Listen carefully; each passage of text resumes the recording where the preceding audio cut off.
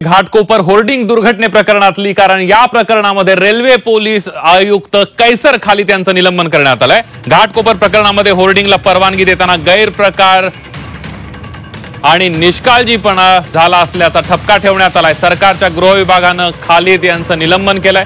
या प्रकरणाच्या चौकशीचा अहवाल पोलीस महासंचालकांनी राज्य सरकारला सोपवला होता। 16 जणांच्या मृत्यूला कारणीभूत ठरले हे होर्डिंग ठरलं होतं आणि या प्रकरणामध्ये आता कैसर खालिद यांचं निलंबन करण्यात आलंय। थेट जाऊयात, आपले प्रतिनिधी कपिल राऊत आपल्या सोबत आहेत। कपिल, नक्कीच मोठी बातमी आहे ही। खरं तर कैसर खालिद जे रेल्वे आयुक्त आहेत त्यांचं निलंबन करण्यात आलेलं आहे आणि हा सर्व अहवाल जो होता तो राज्य सरकारकडे पाठवण्यात आलेला आहे। आपण पाहिलं होतं घाटकोपरला एक मोठं होर्डिंग पडलं होतं आणि त्याच्यामध्ये 16 जणांचा मृत्यू झाला होता आणि त्याची एक एसआयटी टीम नेमली होती आणि एसआयटीचा अहवाल येण्याची सर्वजण वाट पाहत होते आणि एसआयटीच्या अहवालातनं हे निष्पन्न झालेलं आहे का निष्काळजीपणा झालेला आहे।